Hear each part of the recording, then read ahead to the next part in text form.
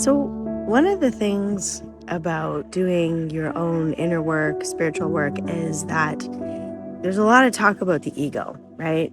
People, you see that thrown around a lot, it's talked about a lot. But a lot of people like to think that they have their ego totally under control. And when you become more self-responsible, yeah, you do. You have your ego under control because you control your emotional reactions to things. When you get emotionally triggered, you're not maybe reacting out of that space. If you can step into a space of observation, you may not react out of that space. The problem is here, and this was specifically, these discussions were about women. And having an ego is not exclusive to men. Women and men both have an ego. And what I see all around sometimes is that people don't want to actually have discussions about their ego. I find women especially, and as a woman and someone who searched for, a tribe, groups to belong to, things like that, trying to find quote unquote my people, is that we often want our pain to be validated. We want people to say that it's valid, that we were hurt. But then we don't want to move beyond that because now we've bonded with people over our pain. So how do we then get rid of that, right? If we are continually around people that are validating our pain. Well, we don't. Because when you have something and you don't really want to let go of it, you're still going to get triggered. And you got to want to let go of that pain. It's fine to find people who can validate you and support you, but you also want to find people who are going to support you out of it. And the supporting yourself out of it is actually what can be very triggering to your ego, because when you have people that are going, yes, your pain's valid. Yes, you're okay. Now, how can we help you move out of that space? Ooh, that becomes a little bit tricky, doesn't it? This is something that I've learned how to do with my partner, is that we have these ego conversations, and they go a little something like this, where I say, you have triggered me. I'm feeling angry, for example, and this is what's coming out. This is what I want to say to you, but I don't think that this is what you're doing to me. We don't have those kind of conversations enough with people because we want other people to validate our pain. We don't want them to challenge our pain or to challenge us to get rid of our pain. And I know people are going to read this and think, oh, this is triggering me or whatever. And if I do trigger you, well, you can have a chat with me if you like. But I do feel that you have to own that you're triggered and not project it at someone else.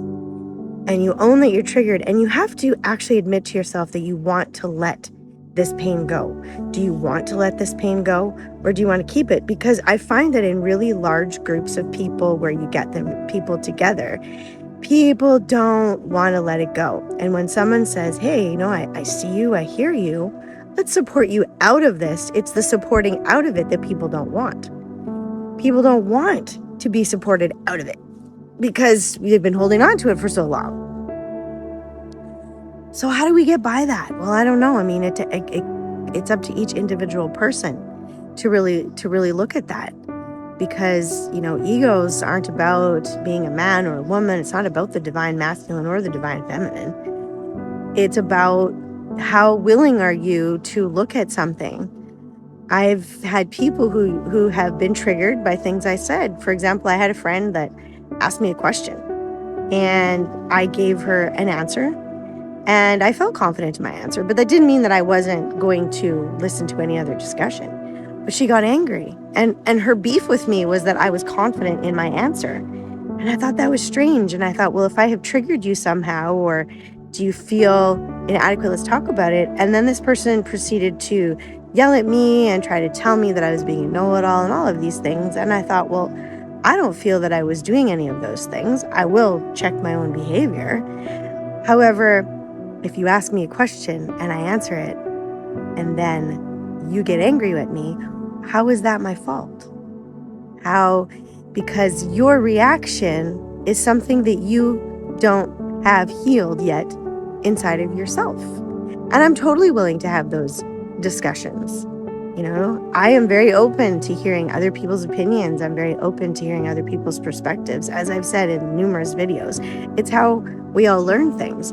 But we get stuck in our ego because we don't want to be wrong, or we want someone else to be wrong.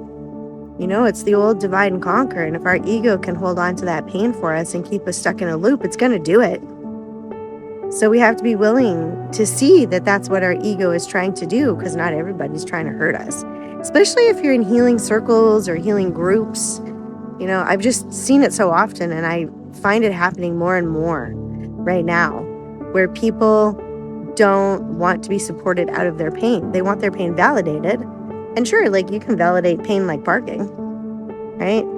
But it's whether or not you want to be supported out of it, whether you're going to allow yourself to be supported out of that space. Because people are going to freaking trigger you all the time if you have things that you're holding on to. If you're holding on to anger inside, but you're trying to be a calm person, eventually that's going to explode. I mean, I've been there. I've definitely been there myself a time or two, especially with anger. Anger likes to be right. It wants someone else to be wrong. So just in spiritual circles, look around, see what you might be holding on to. If someone triggers you, I always do that. If someone triggers me on social media or something, I will scroll. I will stop and I'll go, oh, why am I triggered by that? Do I feel jealousy of some kind? Do I feel like I'm lacking somehow? Because it's usually what it is. It's not the other person's business to make me feel better. It really isn't. It's not anybody else's business to make me feel better. I have to do that. And so watch out for that. And we'll also watch out too. I mean, yeah, there are people that don't want you to heal. So if you're in a healing group, maybe you want to watch out for people that may not want you to heal, because they keep wanting to validate their pain, and they just want to validate yours, and they just want to keep that cycle going. So you got to watch out for that too. But just watch out for your own self, because then you might not be able to recognize when someone genuinely wants to help you move into a different space, move into a space of healing for yourself, and see that, you don't have to react that way, or maybe there's another aspect of that you didn't see. So there's a lot of things to look out for, but just to really watch, especially right now, because there's so much in the world that's trying to polarize us. And if you haven't found a group yet, there's a great post that I saw the other day by a psychotherapist that was like, if you haven't found a tribe, don't go running to look for one, because very often we're lonely, we're tired, we're trying to heal, and we want support, and then we'll run and we'll find the first group that we feel is going to bring us some kind of validation, but then it ends up keeping us stuck there. And sometimes the best healing takes place when you take time for yourself and you're not looking outside of yourself for support or validation, because you're the best person to give yourself that. You really are. So there are some things to think about the ego.